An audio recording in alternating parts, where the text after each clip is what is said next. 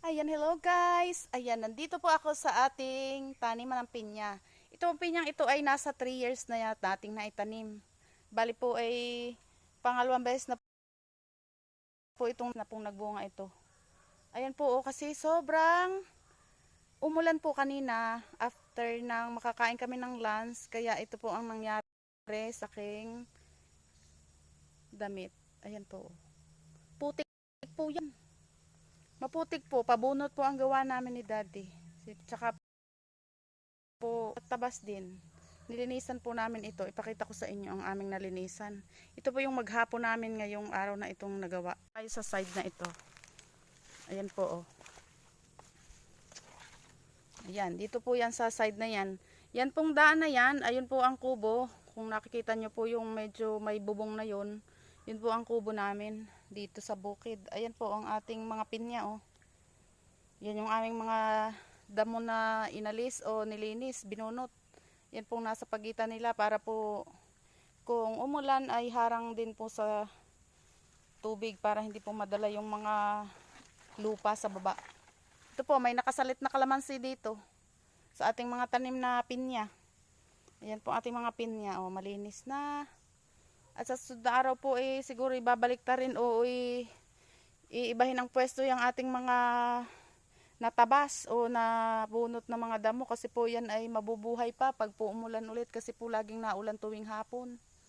Ayan po oh. Medyo maulan po ngayong pahapon. Kanina pong umaga okay lang. Ayan po ang ating mga nalinis oh. Yan po, may kalamansi po sa lahat ng pagitan. Marami po ditong kalamansi. Nasa 6 na puno yata po o 7. Ilan nga ba? 1, 2, 3, 4, 5, 6. 7 puno pala. Ayan po oh. Ito oh, may bunga ito. Paisa-isa pa nga lang po ang bunga nitong mga kalamansi. Ayan po ang kalamansi oh. Meron din po ditong saging. Ayan po ang saging oh, may buwig na. Ayan. Tapos dito pa po. Maputik po kaya ang aking paa po ay kaputik. Palibasa po ako'y nakabota. Kaya hindi po magpuputikin ang aking paa. Yung pong aking bota ay di po'y pusaw. Ayan. Kung naintindihan nyo po yung pusaw, ay madumi. Lamutak na ng putik. Ayan po oh, papakita ko sa inyo ang aking ayan oh. Ayan po ang aking paa. Punong-puno ng putik. Kasi po maputik. Umulan nga po pagkatapos ng lunch namin. Tapos nung tumila po, napunta kami dito kahit po wala naman pong ulan. Nakalinis po kami dito sa palabak na ito. Oh, ayan po oh. Ito po yung puno ng pahutan. Yan pong mangga na yan. Ayan oh. Ayan. Yan po ang puno ng pahutan. Dito po naman sa ilalim ng pahutan, nandito po yung mga tanim na pinya. Ayan po, hindi pa po linis iyan. Sa susunod po siguro matatapos na namin yan ni Daddy. Ayan po, yung part na iyan. Ito po ay malinis na. Tsaka po yung side na yan. Ayan po, oh, pataas na yon, oh, malinis na. Yung pong ibabaw doon, malinis na din po. Yung po inilinisan na din namin. Oh. Ayan pong part na yan ay malinis na. Tapos dito naman po sa palabak na ito, ari po ang linisin pa. Tapos ere naman po ay malinis na din. Ito po oh. Nakaka-4 na hilera na po. 3 hilera na lang po yung hindi malinisan. Medyo madulas po. Ako po'y dahan-dahan. At ang aking paa po ay puno ng putik. Ayan oh. Nalinisan na po namin yan. Ayan po oh, ang ay medyo may putik, nabasa po at umulan nga po palaging paghapon, umuulan po dito. Ayun oh. Yun po ang puno ng santol dati. Oh, ayan na po oh.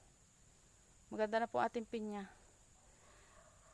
Kung sakaling bubunga po ulit yan ngayon, mga December po, nabunga na, ay magiging pangatlong pagbunga na po niyan. Bali pa 3 years na po yan na aming tanim. Ayan po ang ating mga tanim na pinya. Dini pa po oh. Ipakita ko po sa inyo yung itaas doon sa ibabaw. Yung mas malapit po doon sa ating sa kubo. Doon po ay medyo marami-rami din po ang pinya. Nakasalit naman po yun ay sa paminta. Ayan, punta po tayo doon. Wait lang po. Bitbitin na natin ang ating mga ano. Ayan, papunta po tayo doon sa taas. Gini po ang daan. Dahan-dahan laang. At baka po maburingki. Ay, alam niyo po ba yung buringki? Mabayuot. Madulas. Ayan, 'di ba? Ang salitang Tagalog po 'yon. Oh, ere po ang itaas. Ay po ang ibabaw, oh. Malinis na po. Ayan. Ayan po yung itaas din eh. Ayan po ang kubo, oh. Nakikita niyo po ba doon? Oh, ayan po ang ating mga nalinisan na pinya. Ayan po. Tapos ere pong palabak na ere. Ayan po, oh. Ayan, oh. Ayan na po ang ating mga pinya. Yan po ang update ko sa ating paglilinis sa ating mga pinya. Thank you for watching. Subscribe, like, comment, and share. Bye-bye.